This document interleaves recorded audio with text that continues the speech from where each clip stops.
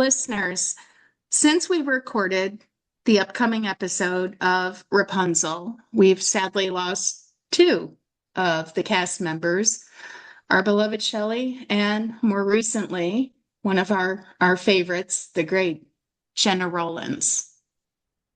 One of our very favorite guest co-hosts and co-producers of our show that has been with us from the very beginning, Melina, has had a very deep history with Jenna.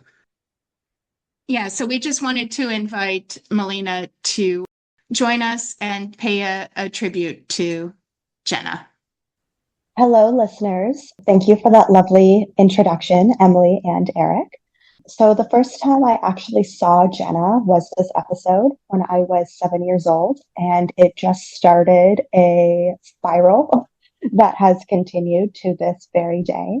When I was in my early 20s, I was lucky enough to get Jenna's address, and we actually wrote back and forth for quite a few years. And she sent me signed photos and other signed pieces over the years. But probably what's the most special to me is Jenna was very superstitious. And being married to a Greek for over 30 years, she was a great believer in the evil eye. So for her birthday one year, I actually sent her an evil eye bracelet, and I have a matching one. And then she sent me a thank you card for that bracelet and actually drew a little evil eye. And so I got her drawing tattooed in honor of her. And then the bracelet, she actually ended up wearing it in her interview with the Academy right before she was given her honorary Oscar. So you can imagine I lost my mind. God, I didn't know that. Melina, that's wonderful. Yeah. And she is just someone who's so special to me, and she never really played villains. So she absolutely loved playing this role and absolutely loved the theatrics of it. Her and Shelley met, from my understanding, at the LA premiere of Tempest in 1982, I believe. And that's how the conversation for Jenna starring in this episode started. And she's someone who is going to be very missed, and she's just an absolute legend, and just trying to find peace in the fact that she is now reunited with her husband and her parents and is no longer suffering from the Alzheimer's that she was battling for many years in private. Well said, Melina. That's a beautiful tribute. Thank I'm you. at a loss for words. I think we're all just saddened at her loss, and of course, she did a beautiful job playing the witch in tonight's episode. We just didn't want to let her passing go unnoticed. I mean, we definitely spotlight her performance in this, as you'll hear in this episode.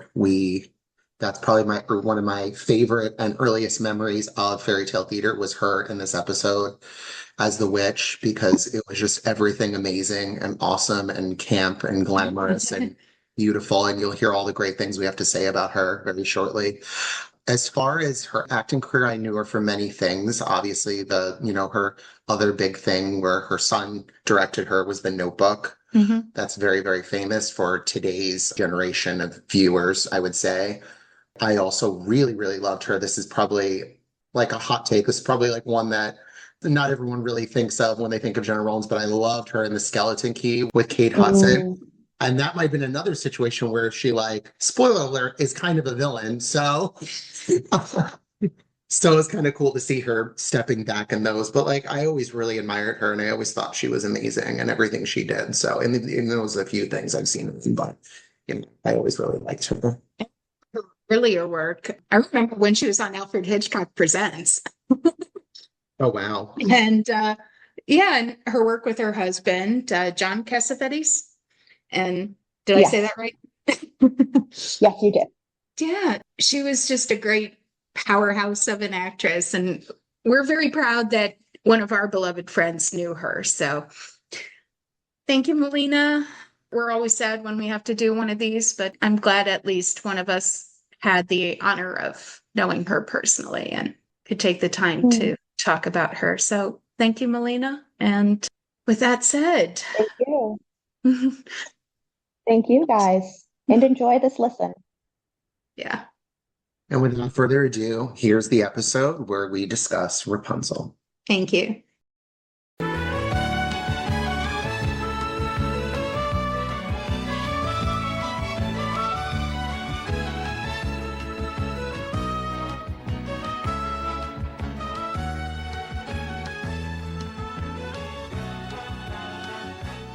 Welcome to tonight's tale, a fairy tale theater podcast. We are going through every episode of Shelley Duvall's Fairy Tale Theater in alphabetical order. I'm your host, Emily, from Atlanta, Georgia. I'm joined by my co-host, Eric. I am Eric from New York.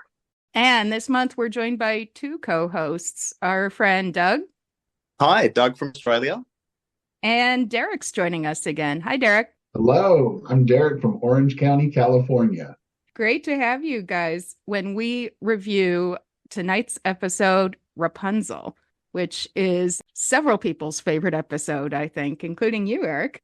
Yes, this has always been my favorite episode. Rapunzel is episode 3. It was the premiere for season 2, episode 1, and it aired on February 5th, 1983. It was directed by Gilbert Cates. It was written by J. David Wiles. And of course, it's starring Shelley Duvall and Jeff Bridges. And Jenna Rollins. And Jenna Rollins as one of my favorite witches.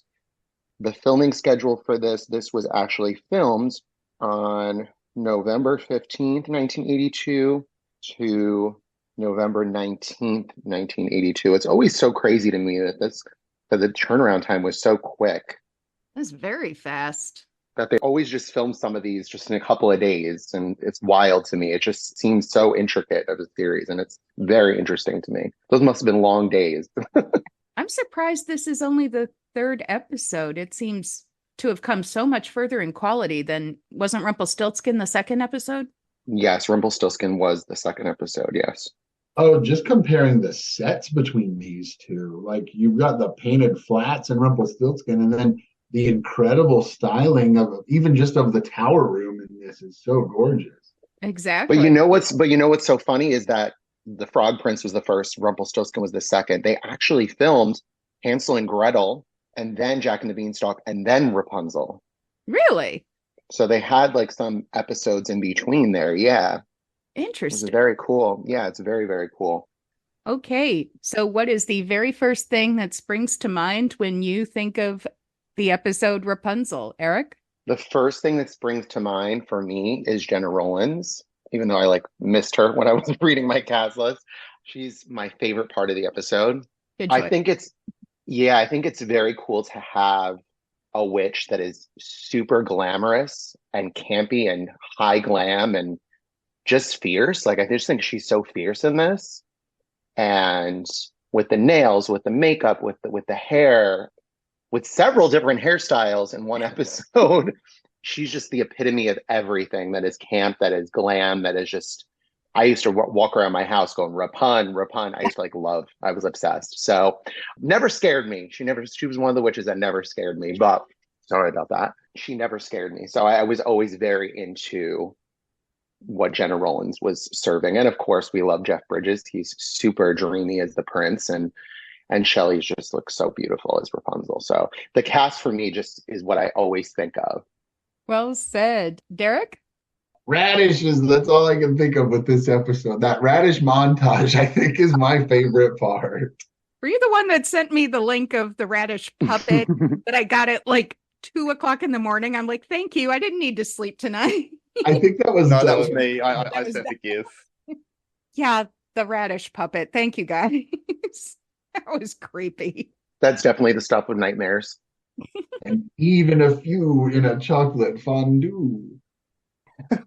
Which is not Some in porridge, some in pies. that's not a thing. Radish pie is not a thing. Doug, what first springs to mind for you? I'm going to fall right in line with Eric here. It's all about Jenna Rollins. Everything about her in this episode. And I think it was that CBS Fox preview that had that moment where she does the stop thief and those green lasers come out of her eyes. That was just something I just absolutely loved as a kid. And like Eric, I was never scared by her. I just thought she was amazing. And yeah, the glass pear, the Rapun, honestly. Yeah, Jenna Rollins as the witch in Rapunzel. I am completely in the opposite camp as you guys. Now, yes, the first thing I think of that I wrote down is Jenna Rollins, but then I wrote down she scared the bejesus out of me as a kid. That's because you weren't a gay boy. Big difference. True. I just We wanted to be her. Yep. I just had nightmares of the scarecrow and her scary hair and the Okay, lady. the scarecrow thing is nightmare fuel. That one, yeah. Thank you.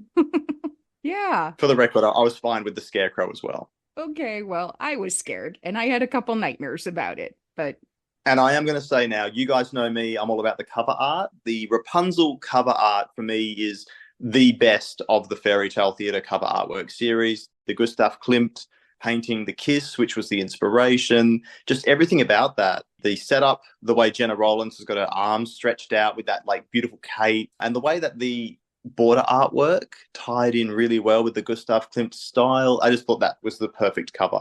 So yeah. I was obsessed with the Rapunzel cover as well as the Rapunzel episode as a child. Oh, I'll agree with that. The other thing I want to mention that sprang to my mind right away is the double casting, because we've really only got a cast of 3 people, and Shelley plays 2 people and Jeff Bridges plays 2 people. So it was kind of a little bit of a throwback to Frog Prince that had double casting everywhere. And Joan Completely Collins went and over. Hansel and Gretel. Oh yes, this completely went over my head as a little kid, and like I don't think it occurred to me until quite recently that it was double casting, especially Jeff Bridges. Jeff Bridges took me longer to recognize because he's behind all that blonde hair and the beard and everything. But I recognized Shelley even as a kid, that's Shelley playing both Rapunzel and Rapunzel's mother. But Marie. Yeah. It took me a little longer to realize that Jeff Bridges played both the prince and Rapunzel's father, Claude. Claude.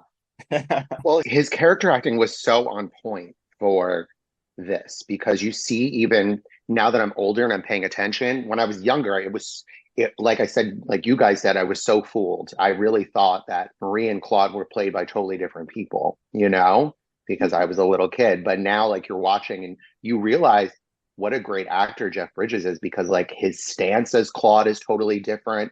His voice inflection is like everything. He becomes a totally different person. Like the way he walks as Claude and the way he walks as a prince is completely different.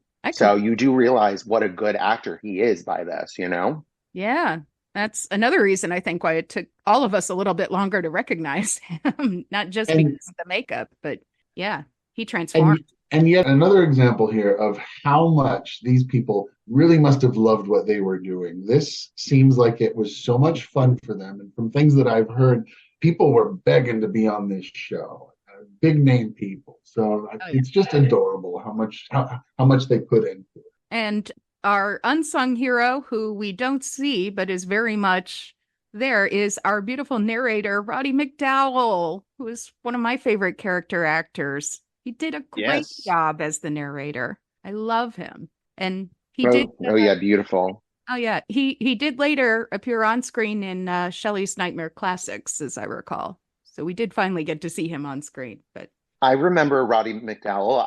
I believe he was in some of those like Agatha Christie BBC movies. Probably. Like from way back in the day. Well, I know for sure he was in Evil Under the Sun with Peter Ustinov as Poirot. Oh, yeah. Yes. I love. That's one of my favorites. I think of him most as the local priest from Bedknobs and Broomsticks and the March Hare from that Alice in Wonderland in '85. I remember that, the Natalie Gregory version. Yeah. He was also in the Poseidon Adventure as well. He was. This is funny. He had such a career. He started as a child actor and he acted well until like the day he died. And I think he was in his 80s. And every one of us is thinking of something different. I'm going, he was Cornelius in Planet of the Apes. Yes. So just a great character actor that, all of us are familiar with. And I think he did a beautiful job narrating this. Yeah, agreed. So how familiar are we all with the original tale Rapunzel? I'll go first. I know I've read it. I keep saying this a lot. I'm like, I know I read it, but it's been a long time. I haven't brushed up on it, but what I remember is that this episode was pretty faithful. Anyone else? No, I'll agree with you there. Very faithful. It was, I think, one of those things as a child, I was able to enjoy the episode more because I was so familiar with the story.